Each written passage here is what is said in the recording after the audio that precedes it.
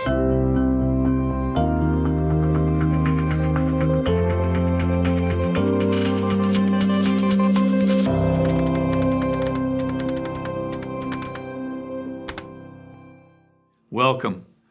to this episode of Moments with Mike as we continue in our study in the book of Ecclesiastes in chapter 2. Today I would like you to read verses 12 through 26. And I'd like to start with a quote that I first wrote down many years ago when I saw it in a book I was reading, and I used it when I taught through Ecclesiastes at my church in Huntington Beach many, many years ago.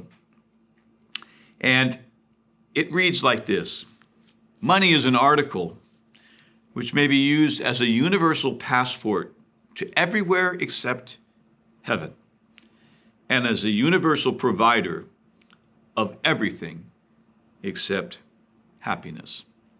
Actually, it was found in the Wall Street Journal. I can't tell you who wrote it, but it offered me some food for thought.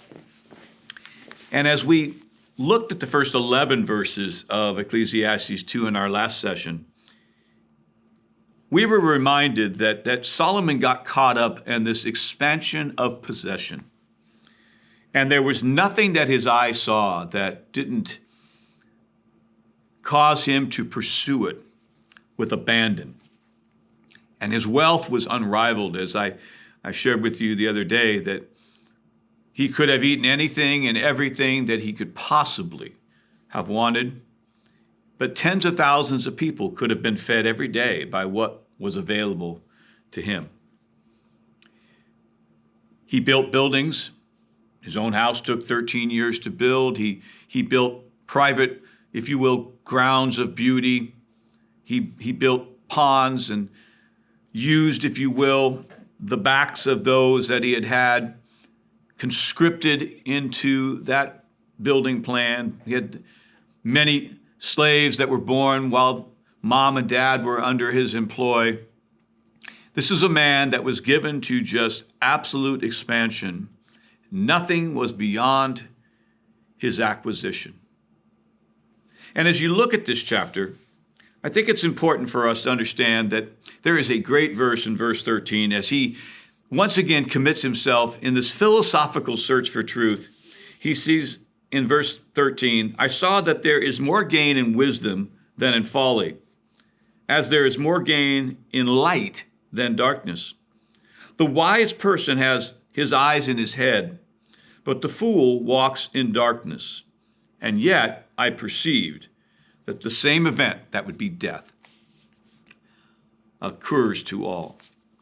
There are those moments, there is this sense in which the light of revelation from God kind of peeks its head into even a chapter like this, which really spoke to the selfishness and the self-centeredness of Solomon in this stage of his life. But I'm thinking about the fact that he said, that the fool walks in darkness, and it brought to mind, if you will, one of the most famous passages in all of the New Testament revelation. In John chapter 3, and of course John chapter 3 is dominated by, except a man be born again, he cannot see the kingdom of heaven. It's used in verse 3 and verse 7, the most beautiful verse in Scripture and one that most people know. Verse 16, for God so loved the world that he sent his only son into the world. But I think you might want to drop back and look at verses 19, 20, and 21 of John chapter 3, where it contrasts the people who walk in light and those who walk in darkness. And it's clearly said that the one who walks in darkness does so because his deeds are evil, and he does not want to come to the light, lest his deeds would be exposed. I wonder if at some point in Solomon's life, as he looked back over this season of, if you will, pursuit, fulfillment, expansion, and yet futility, I wonder what Solomon's heart was like when he came to those revelations, that if we spend all of our lives trying to get more and more and give perhaps less and less, ultimately there will be no joy in that.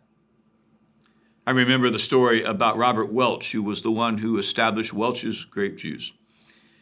And he was one of the first people who made a determination that because God had been so much favorable in blessing him, that he would spend his life blessing others. And he made a commitment by the end of his life to give away 90% of his income, principally for missions.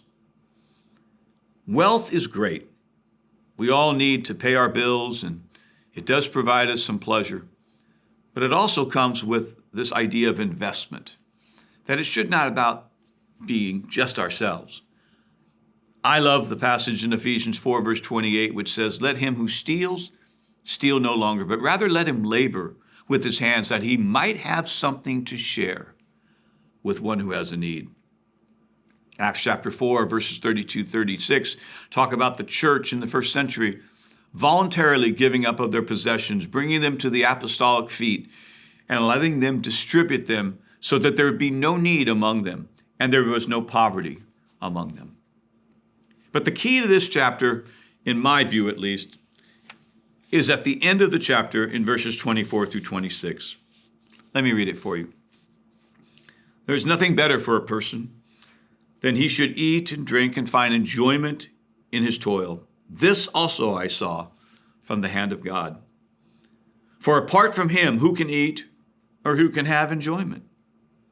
For to the one who pleases him, God has given wisdom and knowledge and joy. But to the sinner, he has given the business of gathering and collecting, only to give to one who pleases God. This also is vanity and a striving after wind." Some great lessons there, some words worth digesting. The first one being this in verse 24 in the first clause: life is to be enjoyed. It is not simply something to be endured, but it's to be enjoyed. And that enjoyment, verse 25, that enjoyment of life is a gift from God. That satisfaction and joy are found only in him, not in our health, not in our wealth, not in our positions, not in our quest for prestige, but in him. And finally, wisdom and knowledge and joy are given to the one to whom God is pleased.